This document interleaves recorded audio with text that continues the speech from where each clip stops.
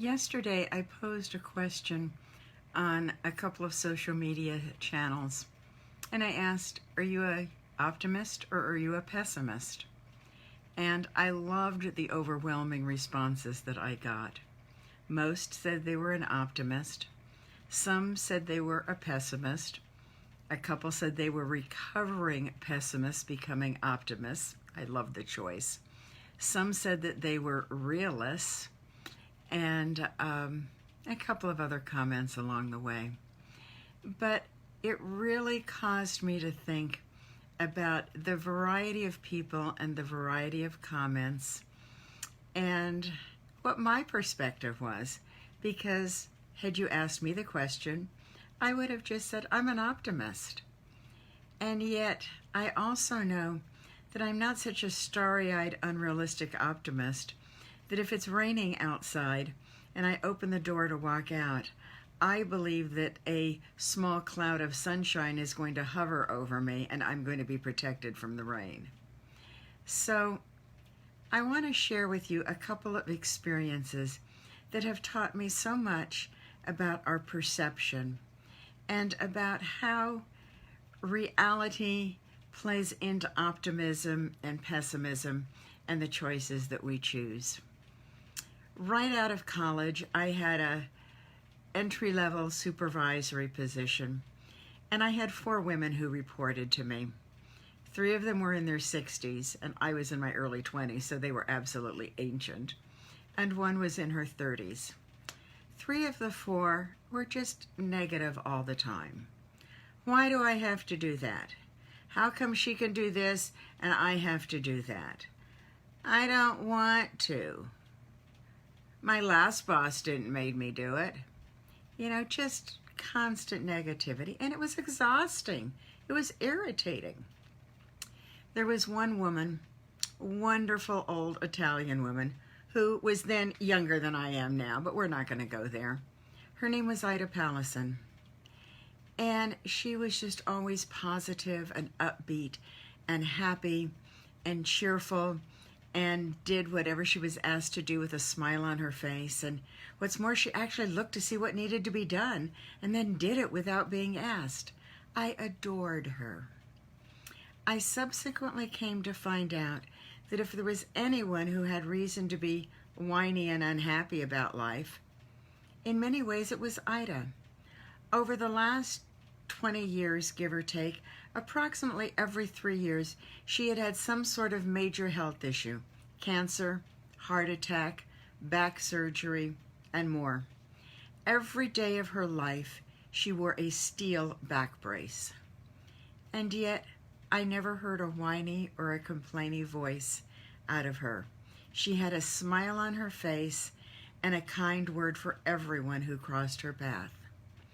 I felt so grateful for having encountered her at this early stage in my career, and what it taught me just about being the kind of person I wanted to be. I wanted to be like Ida. And I appreciated the similarity between our names. That probably helped.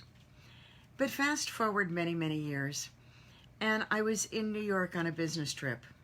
Now, if you've been in New York in January, you know that it has the capacity to be really, really ugly.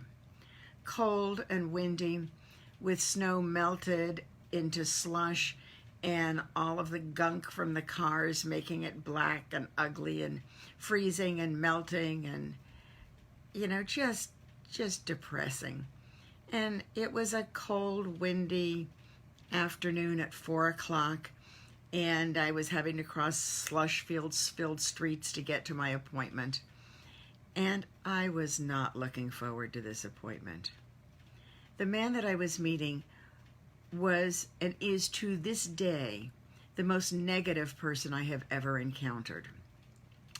And I just didn't want to keep this appointment, but I was a professional, and so I kept the appointment.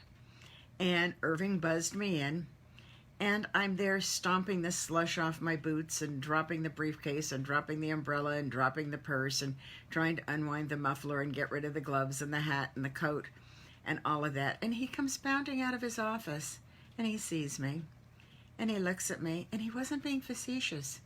He said, "Are you always so happy?"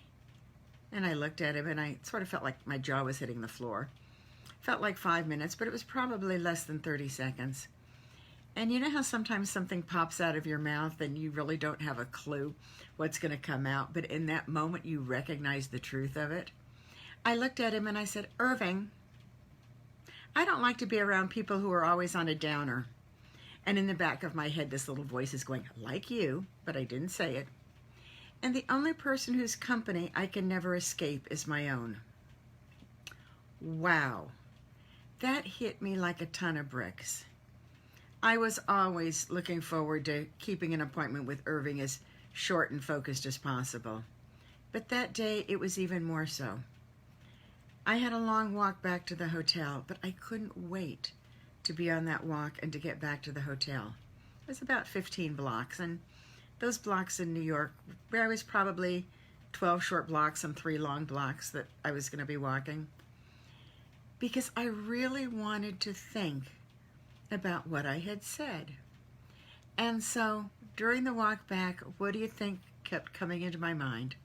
But Ida Pallison, and that example that she had set for me so many years before. That night in the hotel, instead of doing the work I should have been doing, I really spent time pondering on what it was that I had thought about. Pondering what it was about not wanting to be around people who were negative, and if I couldn't escape my own company, that meant I couldn't be negative. And so fast forward to all of the years since then, and here's what I have learned. You know, I'm an optimistic person, but life sometimes throws us curveballs. And those curveballs can be pretty tough to deal with. And there are days when we get frustrated, and there's days when we get upset, and there's days when it doesn't feel fair, and there's days where we just simply want to pull our hair out and leave tufts sticking up and bald spots. Yeah, I have those days. But that's when I have a conversation with myself that basically goes like this. It's time to go look in the mirror and have a conversation with yourself. Because if you really don't want to hang out with somebody who's in this crappy mood, then you'd better choose to do something about it. Life will always throw us challenges. It will always throw us curveballs. You know, I remember growing up with South Pacific and a comment in one of the songs about being an unbridled optimist. And optimism is something that we choose. It doesn't deny the realities that we deal with, but it does allow us to frame them and look for what we can learn, look for the silver linings, look for a way to turn something that is undesirable into something that allows us to grow, that allows us to appreciate life more fully, to appreciate somebody else in a way that might be a stretch for us to do. But all of these choices are positive. All of these choices have the potential to bring joy into our lives. And so as we talk about optimism versus pessimism, I'm not advocating a Pollyanna-ish optimism.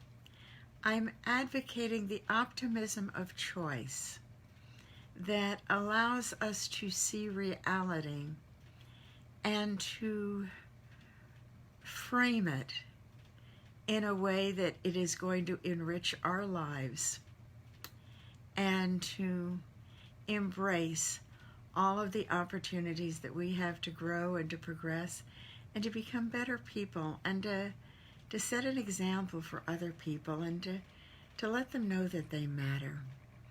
And so for those of you who have weighed in heavily on my social media posts, I hope you catch this video And I'd love to hear your comments as I frame my ideas about optimism with some greater clarity and greater perspective. Thanks for listening. Talk to you again soon.